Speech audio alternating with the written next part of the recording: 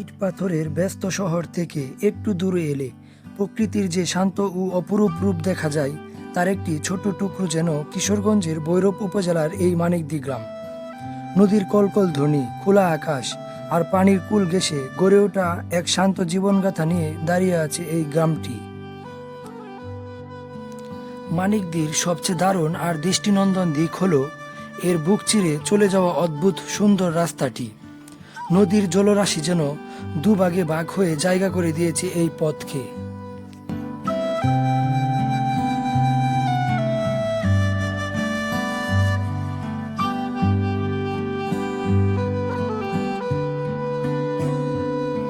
আর এই নদী শুধু মানিকদির রূপ বাড়ায়নি, জুগিয়েছে এ গ্রামের মানুষের জীবন ও জীবিকার রসদ। ভোরের আলো ফোটার সাথে সাথেই নদীতে নেমে পড়েন জেলেরা। তাদের হাতের নিপুণ টানে বাতাসে ভেসে ওঠে জাল আর ছড়িয়ে পড়ে রূপালী জলের বুকে।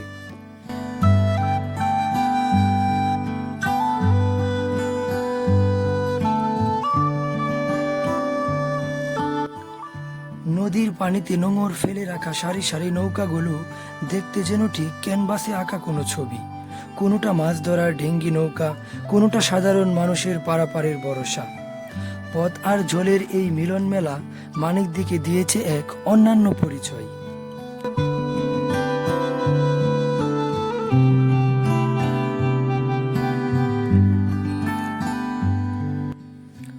নদী, মেটুপথ, খেয়া নৌকা আর প্রাণবন্ত শৈশব নিয়ে মানিকদি শুধু একটি গ্রাম নয়, এটি যেন শহরের ক্লান্তি দূর করার এক স্বর্গীয় শান্তিময় আশ্রয়।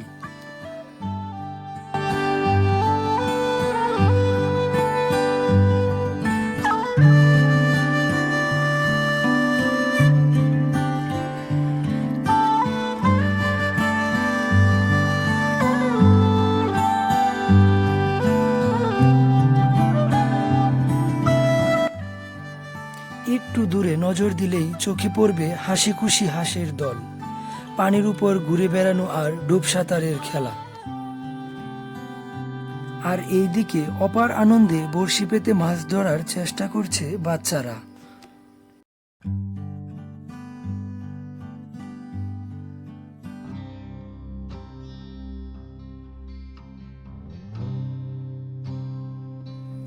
প্রকৃতির এই অপার সৌন্দর্যের মাঝেই বেড়ে উঠেছে মানিকদি গ্রামের ভবিষ্যৎ প্রজন্ম।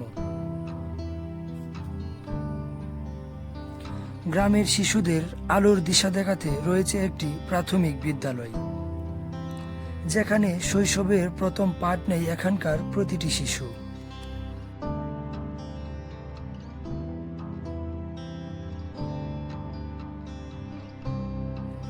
আর একটু এগোলেই চোখে পড়বে মানিকদি উচ্চ বিদ্যালয়।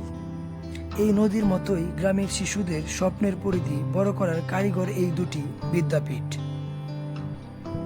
প্রতিদিন শত শত শিক্ষার্থী শিক্ষা আর সম্ভাবনার বীজ বুনে চলছে এখানে। পড়াশোনার বাইরেও বিকাল হলেই যেন তারা মেতে উঠছে বিভিন্ন আড্ডায় ও খেলাধুলায়।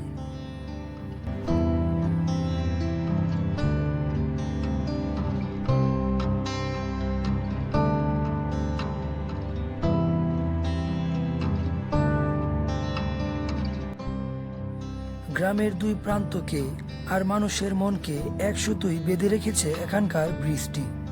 শুধু যোগাযোগের মাধ্যম হিসেবেই নয়, এই বৃষ্টি যেন মানিকদির মানুষের আড্ডার মূল কেন্দ্রবিন্দু। বিকেলে নদীর ঠান্ডা বাতাস উপভোগ করতে পথচারীরা ক্ষণিকের জন্য থামেন এই ব্রিজে। প্রকৃতি আর মানুষের এমন নিখুঁত সহাবস্থানই মানিকদিকে গড়ে তুলেছে এক অপসী রূপসী গ্রাম।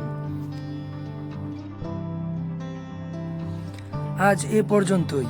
কিশোরগঞ্জের ভৈরবের সুন্দর সব রূপ ও গ্রামীণ জীবন দেখতে আমাদের সাথেই থাকুন। ভিডিওটি ভালো লাগলে লাইক ও সাবস্ক্রাইব করতে ভুলবেন না।